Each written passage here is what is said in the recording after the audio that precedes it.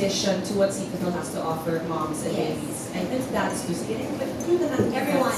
Parents. Parents, yes, Of course. of course. Correct. Yeah. And then also, somebody said from the audience they're actually excited for the wives. So that is, well, everything's the star of our show today, but specifically, tell us more about the wives. And there's so much to love about this product. Yes, you can see them right there. The Cetaphil Baby Gentle White. So we're launching it here in the Philippines. We have the 80s, the 40s, and the 10s. So what's good about the Cetaphil Baby Gentle White is that it's 100% plant-based right fabric. So it's soft, it's thick, it's durable, and you can really have the assurance that it is safe to be used on your baby's face and body as well.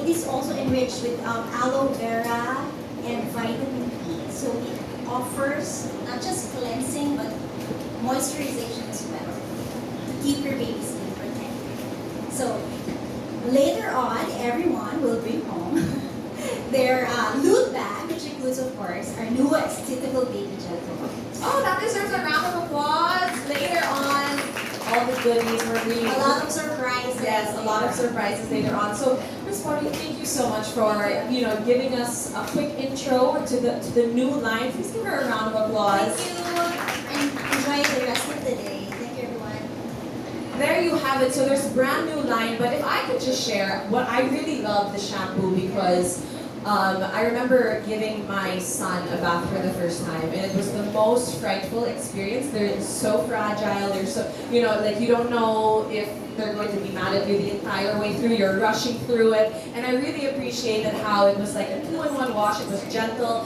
and I don't know if you can relate to this. Even if I don't know all the research, I know that Cetaphil is a brand that has research backed by years and years and years. So when I'm purchasing this or when I'm putting this on my baby's skin, I am super, super assured. You know what I mean? I have zero worries, and it's just such a wonderful experience that you can build bonding moments as well. Like bath time is a bonding moment, putting on lotion before bed is a bonding moment. So yeah, that is just some of the personal things that I love doing with Tyler, who is actually fighting me these days. The bonding moments when he was a lot smaller are now I'm running after him to put on pajamas and put the lotion on. But again, every stage is so beautiful, right? Give it a round of applause. Why are you guys why aren't you agreeing with me? Every stage of motherhood is beautiful, and that's what's so nice about what we're going to be doing today. We're actually going to be learning from our experts who are also mothers. And speaking of, this is something that I am really, really excited to get into, because anytime I have a chance to talk to a doctor, it's just like a blessing, you know what I mean? It's part of the program, but we can ask our questions. So if you have anything specifically that you've been going through with your baby, save that. Later on, we're going to have a panel discussion, and of course, we can get into those personal questions, because we know every motherhood journey is different, every baby is different, and we're all really doing our best. So, to give us tricks and treats in providing a healthy foundation for our babies, and to enlighten us on the 4 healthy pillars, we're now going to be joined, I really hope I say this right, by board-certified dermatologist and internationally certified dermatopathologist, Dr. Mara Huber, and of course, our pediatrician, our expert today, Dr. Kate Blay-Nair. Let's give them a round of applause. Our beautiful doctors. So you can take a seat here. There we go. I will just position myself comfortably. Guys, Doc Mara is, can I share? Or you can share. How many months pregnant? I am not just pusog from the pantay. I'm going 8 months pregnant, so forgive. Give her a round of applause. Come on. With heels. Yes, with heels. And the chair, it was very, very smooth transition, Doc. I saw that. I really saw that. But also, Doc, I'm so excited to talk to you guys today. Actually, kanina pa tayo nag-uusap di ba? Ang dami natin kwentuhan backstage about our personal experiences. And again, as I mentioned earlier, comparing notes tayo. But as I mentioned, we're talking about the healthy pillars in order for babies to have a healthy start in life. And we have 14-month babies, 2-month babies, all stages. So I want to start with you, Doc Kate.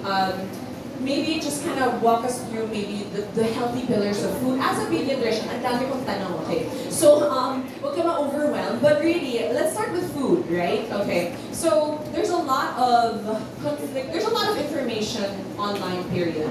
And sometimes as mothers, you know, your friend says this, online says this, your pediatrician says this, and we just kind of want to follow something, I guess, follow through with something. So when it comes to food for babies, what should young parents know? What's the most important thing? Like, if, I mean, obviously it's such a big topic. What can we really just zoom in on? Okay, so for food, of course, we all know that breastfeeding is best for babies for until 6 months. Exclusive breastfeeding is best for babies until 6 months of age and up to 2 years and beyond. And of course, when we start introducing complementary feeding, usually at 6 months of age, we want to give them a variety of different foods. Okay. Yeah, right? And then now there's this thing called baby-led feeding Yes. and traditional feeding. So I always tell my patients and my parents' patients that whatever works for you, then you do that, diba? Kasi sometimes they get so stressed out because they want to do this, because this is something new, they want to try it out. But you know, what really works for you, then that's better. And then you offer your kids like a variety of foods, like fruits, vegetables, diba? Para they don't become picky eaters later on. Yeah, and yeah, that's so true. And they don't necessarily, it's true that they don't necessarily accept it right away. You know what I mean? So what do we do? Do we move on to a different food group, or can we just keep offering the fruits and vegetables? That's a very good question. You know, you have to keep on offering them foods for at least 10 to 15 times, because according to studies, they're gonna acquire the taste. Not Yes, give up. Okay, don't give up. don't That's give up. true. Don't give up Yes, now, don't alright? give up 10 to 15 times. Okay. 10 to 15 times. So, parang ano na siya, small wins in life now when you offer it, parang they try to batch it, and then they try to They throw it away. and then throw it away. Yes. Yeah, and then until later on, when they get familiarized with the food, they're gonna eat it na. Yeah. So yeah, small wins in life. Small wins, and you know, sometimes there's a struggle. I share there's a struggle at the table. It can get frustrating, but it's so nice to know that whatever works for your family is really like the best route to take. You know, I know there are some moms that are nervous about baby-led weaning. They don't necessarily, so they like to mix both. Okay, I did a little bit of both. You know, I know they say that gagging is part of it, but when you see your baby gag, let me tell you that is really like alarming. I'm like, this is normal. And then you know, my sister who did, she's like, oh yeah, he's fine. I'm like, okay, you know, so diba? So it's so comforting to hear from you.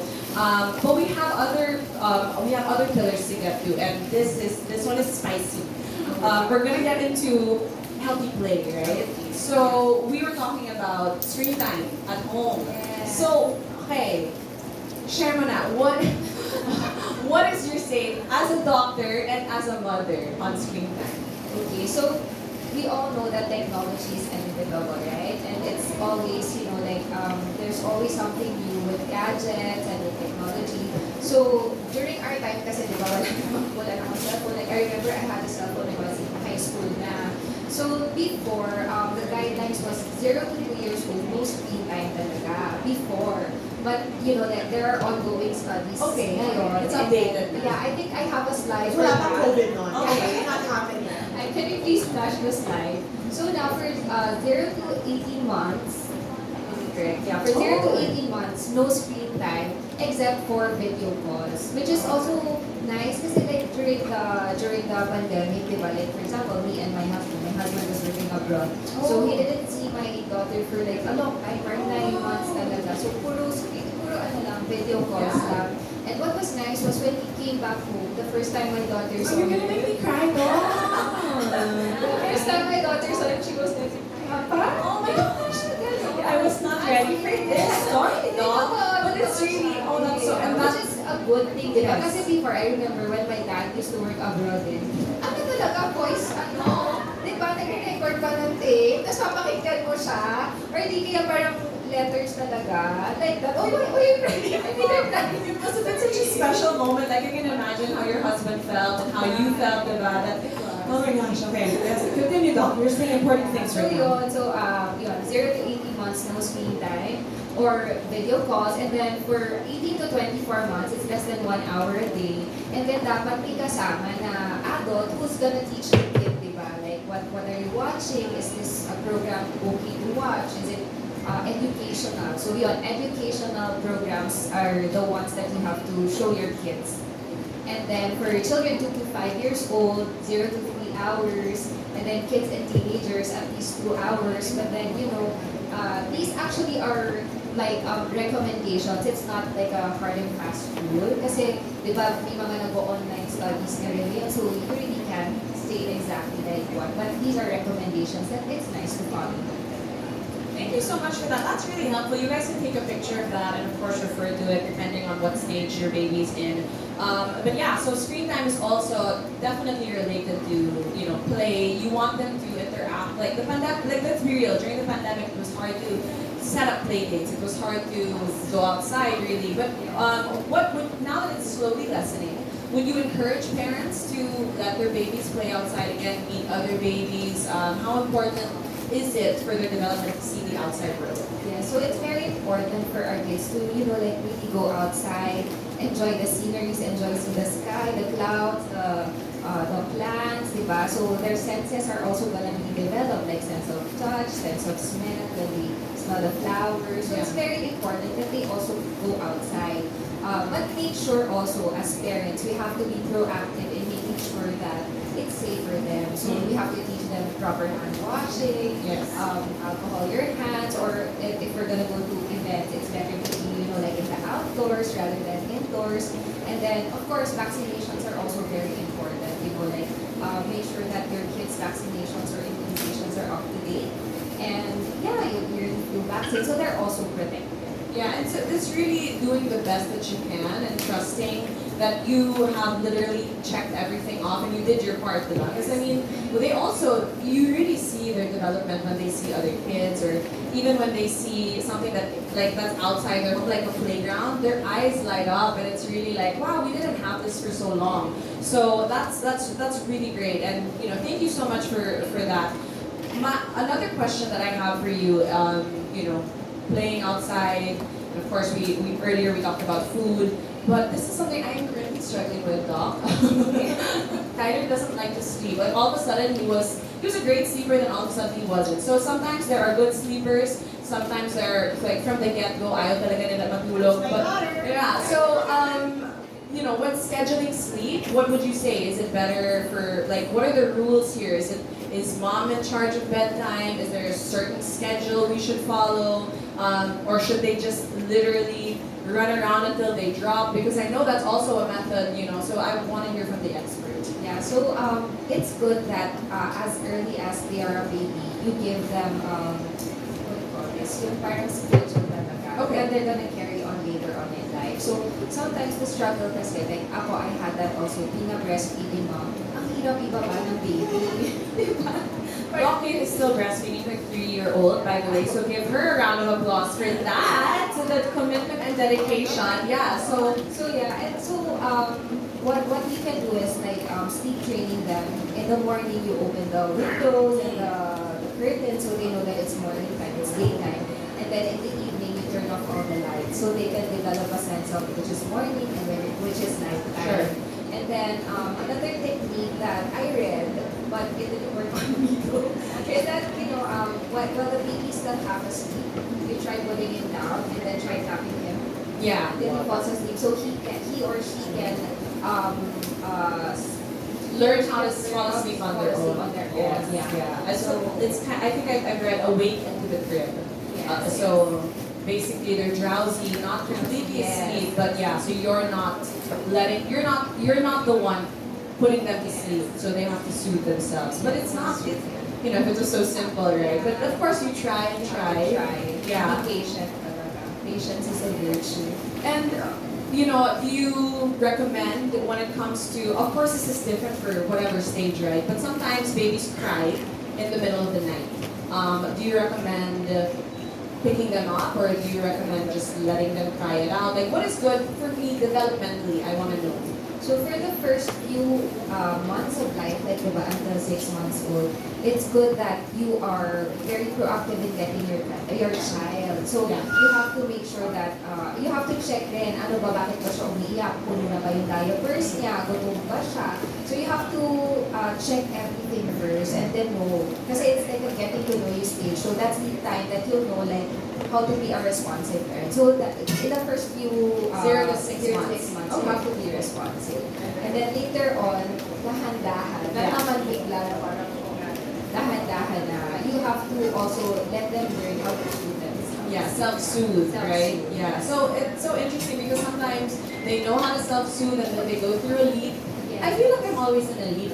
Grabe yung mga leaps. I don't know All if you... babies are different. Yeah, no, All I'm babies are telling different. you. But yeah, so all of a sudden, like, he doesn't know how to self-soothe anymore. So again, it's like you're really adjusting as you go and doing the best to make sure that your baby is healthy and comfortable. And also, I guess there is some wisdom. You know your baby best, diba? Parang, you know, are they really hungry? They had a full dinner. They had milk before they slept. So do they need me right now, or do they just really need to go back to bed? Because sleep is so important for them. It's very important. And nap time also is very important. Yeah, because in the studies it shows that if a child naps, it helps in their growth, in their height. Okay. Yeah, they grow taller. Oh, there you have it. Thank you so much. I'll give her a round of applause. Again, if there's anything specific that you want to find out, we're going to be here all afternoon and, we can ask questions. But I want to, ask Doc Myra because she was actually, she was talking about healthy play and healthy sleep. And healthy skin is connected to all of that, diba? And like even just when she was talking about healthy play, like putting alcohol in the hands, washing the hands, like there was a point in my life I was like, oh, pwede na ba siya sa alcohol? Like when is it, So for healthy skin, we have so many questions also. So why don't you just kind of like, help us out with the healthy skin and what we need to know, like just the basics. Well, I just want to say hi first to everyone here and everyone watching on Facebook. It's so nice to see people again, to be really Super, honest. yes. It's like one of my very first few face-to-face events, and Ah. I'll come 2 months. So, hi guys, I'm Dr. Mara. To answer your question, I really think all of the pillars, they're really interconnected. Yeah. One can affect the other. If you have a bad pillar, it's going to affect the other one, and all of these pillars contribute to the overall health of our kids. So I want to start with food. I mean, we all know that, right? It's just instinctive. You need food to live, and every organ in your body, including the skin, which is the biggest organ in the body, you need nutrients so that the skin functions and that it recovers fast from infections, inflammations, or trauma. Another thing too, I'm not sure for the moms, if you know that the skin is a window to your inside. So there are cases when you eat too little of something or too much of something, you'll see it in the skin. So I got really worried. My daughter is a super picky eater. She only likes to eat carrots as her vegetables, and it has to be dried carrots. And there was a time, They know their menu. They have spent their, they're little chefs. Yeah. oh yeah, only dried carrots for your mom, and then you can actually turn orange if you eat too many carrots. And I'm like, people are gonna know that her mom only gave her carrots. She's gonna go to school and she's like all orange now. That is really So crazy. it can really happen. And of course, food and allergies. I don't want to say I get this question a lot, like, do allergies cause eczema? Food allergies. Can I just tell all of the moms with kids with eczema, actually, if you have a food allergy, you don't usually see rashes. It doesn't look like that. But if your kid already has eczema or atopic dermatitis, they have a higher risk for developing food allergies. And so I have patients who have skin asthma or atopic derm, and then they're allergic to certain food, they eat it, and then they get it even worse. Yeah. So it reacts. It again. reacts, Yeah. yes. So that's like a good connection to understand. And the other thing I would say is play. How play will affect the skin. I mean, pretty clear, right? Yes. Ang mga anak natin, so good on my God. My daughter, she was like, oh mom, it's a rock. And then she licked it. I was just Wow. like, okay, wait, what's happening with that mom? But like, they're gonna want to try to eat everything, Yeah. roll in everything. So it's just inevitable that they're gonna get scrapes. Yeah, so I think the most important thing is you just know that, one, they have to be kids. They have to play. Allow them to play. My dad's a pediatrician. Okay. And every time my daughter, her name's Zoe, he would do like dangerous things. I would just be freaking out, and my dad, the pediatrician, is like, let her be. Yeah. That's how she learns. That's how she forms boundaries. But of course, as a dermatologist mom, Yes. I'm also aware that things in the environment can get into her skin, Yes. allergens, irritants, microorganisms, bacteria, viruses, etc. So you just want to be prepared for those things. So the skin has to be strong enough to resist all of those things. And it's okay. They're like us moms. The skin is strong like us moms. Kaya naman. Kaya. But just be prepared. And lastly, sleep. Yes. So like what Dr. Kate said, it's like, we all know that moms, like the mommy brain, I fully believe is because of the lack of sleep. So it's same for kids. It's when they sleep, their mind, their body recovers, right? You want them to sleep because they're not gonna be recharged the next day. And kids who sleep better, they act better, they learn Yes. better, right? Less Just like fussy. us moms. And the reality is, in my